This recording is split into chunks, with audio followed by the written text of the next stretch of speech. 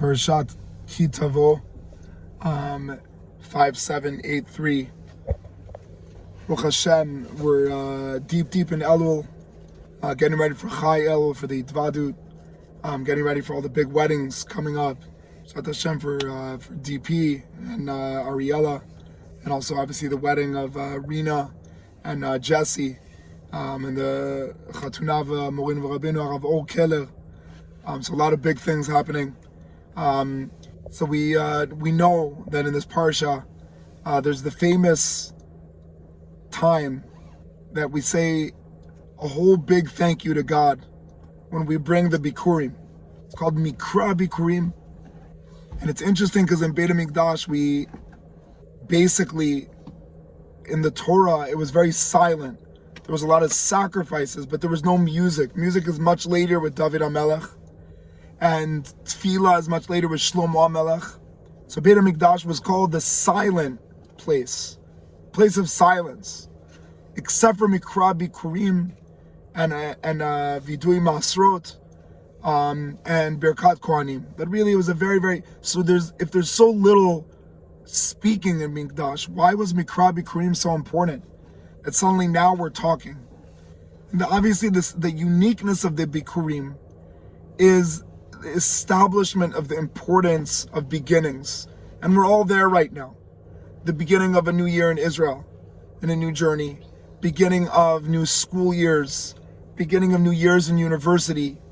And when we're going into this new, suddenly we do this whole saying, we say to Hashem, Ashkifa mimon kochecha, we tell him, look down and you help us out and bring simcha. So the Mikra Bikurim is to celebrate beginnings. And really we don't realize that beginnings are not an objective beginning, but a subjective mindset. That I was speaking today to one of my greatest friends, Moriver Rabbi Rav Yamin Goldsmith, the Rosh Yeshiva of all of Am Yisrael, and obviously within that of Midrashat Shalavim. And it was sad for me because so long I've been wanting to see him. And I got, to the location where he is, and obviously because he's the Rosh Yeshiva of the Jewish people, so he was busy and I couldn't see him. So I said to him, Beseder, I'll see you on Rosh Chodesh. And suddenly he came with this chiddush that maybe we could, instead of calling it Rosh Chodesh, we'll call it Rosh Chadash, that we could renew our minds.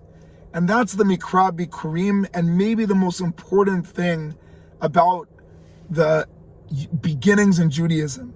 The reason we celebrate Rosh Hashanah, the reason we celebrate Rosh Chodesh, the reason we celebrate Vatikin, the first moment of the day, is that this external new is meant to make us realize that we could always look at things in a new way. And my bracha on the deepest level for everyone in their new circles, in their new bikurim, is that it's not only an external new experience, but it's a Rosh Chadash, that we're able to realize that we have the privilege and the freedom to really free ourselves from looking at things in a cynical way. We should have a year where we're able to remove the cynicism and open up the doors of excitement. And the way to open up the doors of excitement is never to feel that things are just an object. And I was speaking to Oreitan, we were able to be in the car, and he asked me, Abba, what's midlife crisis? And I said to him, it's when there's no more external new, and suddenly you have to get into a stage where you can either decide to run after new externals new, which obviously ends up in a bad way, or you could internally realize that what you already have is all you need to have, but now you could look at it in so much more depth and in so much more passion. Shall be Zoche Bezrat Hashem to Chas v'Shalom never have midlife crisis, never have midday crisis, because we always have that option for Or Chadash, which is a new perspective.